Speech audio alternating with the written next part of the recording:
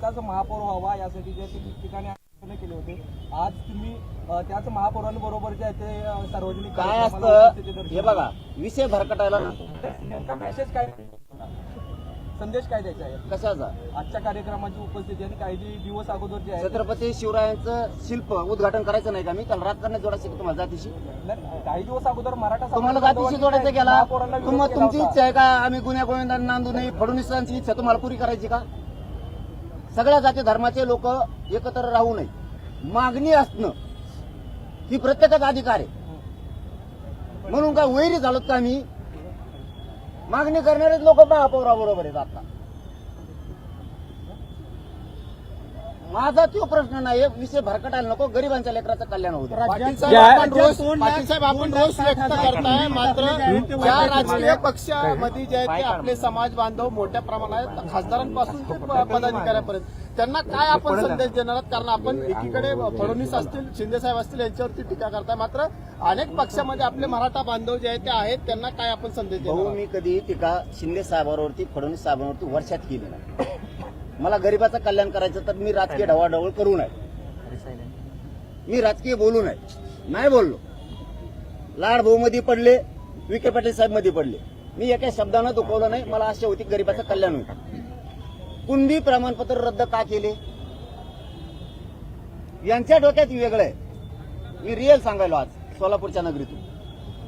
यांच्या डोक्यात हे जरांगे पाटील हे पक्का आरक्षण मराठ्याला द्यायला लागला, नोंदी देणं म्हणजे पक्क आहे.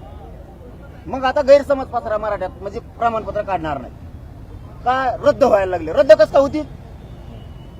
ओरिजिनल नोंदी आहेत शिंदे समिती शोधल्या, रद्द कसं काय करायला तुम्ही?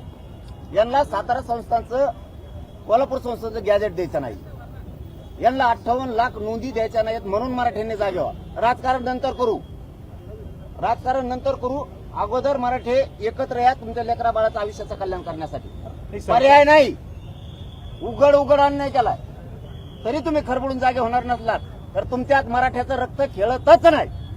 सरकार कुठेतरी थंड हे आंदोलन आपलं थंड पद्धतीने करून प्रमाणपत्र जे आहेत ते वैध ठरवण्यात आलेले आहेत. 219 फक्त अवैध ठरवण्यात आलेले आहेत असं सरकारकडून सांगण्यात. मग सरकारने मीडिया ट्रायल कमी केली 4 साठी. 2 दिवस मराठ्यात गैरसमज पसरायचा होता का? प्रमाणपत्र रद्द होते, कुणबीचे प्रमाणपत्र काढू नका. काही समन्वय खाताखात धरले मराठ्याचे, काही अभ्यासक धरले, त्यांनी सांगायचं हे टिकणारच नव्हतं. आम्हाला माहित होतं. तुला काय बोलता माहितीये का? टिकणार होतं का नव्हतं? 2 वर्ष झालं नोंदी ग्रामपंचायतला चिपकेलेल्या आहेत, उर्दू भाषेतल्या, मुडी लिपीतल्या. आम्हाला तर येते का? वास्तव सरकारला मुडी लिपी अभ्यासक सापडत नाहीत भाऊ. सध्याची पोझिशन याची नाही सापडत. आणि आमच्या त्या असून तुम्ही गैरसमज पसरला. पण नशीब मराठ्यांच्या बाजूने. शेवटचा डाव होता फडणवीस साहेबाची, मराठ्यात गैरसमज पसरून फूट पाडता येते का? पण नशीब चांगलं होतं. नेमकं जात पडताळणी समितीनं संभाजीनगरच्या दिलेला निर्णय आमच्या हाताला लागला की फाईल लागतो. आता फडणवीस साहेबाला कळालं नाही, हे महत्वाचं आहे. आता फडणवीस साहेबाला कळालं असेल याचे पण किती लांब हात आहेत. आम्ही तो निर्णय घेतला. बावनकुळेनं गुपचूप दिलेलं ते पत्र आहे. मी बी काहीतरी असन भाऊ. बावनकुळ्या दिसतो वेगळा कसला करून असा शिल्प चिटकेल्यासारखं वेगळा दिसतो भोंगा. हडप्पा संस्कृती नाही का ती? एक गेंडा स्वामी, आमका स्वामी, डुक्कर जाणार तो आहे. चिडलो कमून. गरीबाच्या लेकराचा अधिकार नाही हो तुम्हाला रद्द करायचा. ओबीसीचं एकही प्रमाणपत्र रद्द करा असं मराठीचा तोंडाचा शब्द नाही. गरीबाचे लेकर असते.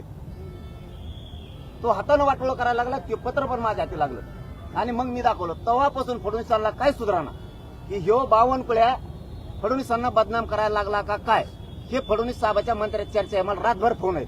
मीडियावाल्याला खोटं बोलत नाही भाऊ, आपण आम्हाला पक्की साथ देणारे तुम्ही. पण शिंदे साहेबाची झोप नाही. आता गाडीत फोन आलता. काय म्हणले साहेब? ते म्हणले आमची चूक सुधारित होतो आम्ही बघतो. प्रेम सुरू सुधारायची.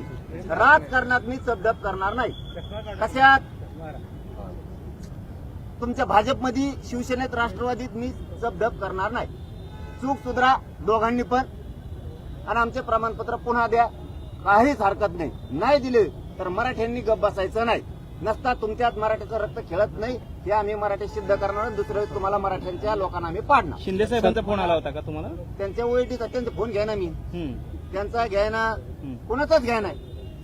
फोन मिस कॉल दाखायचे का मग? नाही त्यांचे सगळ्याचे भाजप सहित मिस कॉल आहे, हा. घ्यायचेच नाही. तुम्ही रितसर करा. संजय शिरसाटचे तर 250 पेक्षा जास्त असते. चूक केल्यावर माफ नाही करणार अजिबात. कुठेतरी तुम्ही दुरुस्त करा, पहिल्यासारखं प्रेम सुरू. सरकार कुठेतरी तुमचं आंदोलन जे आहे टप्प्याटप्प्याने तुम्ही जात आहे, मात्र ते कुठेतरी थंड करायचं, थोडा बढावा द्यायचा आणि पुन्हा एक मागणी मान्य करायची, पुन्हा थंड करायचं, असा हा प्रयत्न दिसतोय का थंड करून खाण्याचा? त्यांच्या डोक्यातच ते नाही मराठी पहिले नाही राहिले म्हणून. हम्म. मराठी थंड होतच नाही, कवा गरमच आहे. कवा गरम आहे, पण आता लय चालता येईल. ही जे डाव नवीन रचला ना लय भयानक. आताची पोझिशन सांगू तुम्हाला, आता एवढ्याची 4 घंट्यात. मला हे रात्री कळालं होतं, पाठ 5:30च्या टायमाला. पाठ ते देवेंद्र फडणवीसांनी सगळे डाव करून बघितले. आता शेवटचा डाव काहीतरी आल्यावर हल्ला करायचा हम्म. किंवा मला अटक करायची, याला कुठेतरी काहीतरी दगडफेक झाली पाहिजे, रोड बंदोबस्त काढायचा. ही पत्रकार आमच्या सोबत आहे. धाराशिवच्या बाउंड्री पर्यंत रोड बंदोबस्त होता, तिथून पुढे रोड बंदोबस्त उठवला. मला रात्री कळायला सकाळी यशस्वी झालं. मी खोटं कधीच माहिती देत नाही.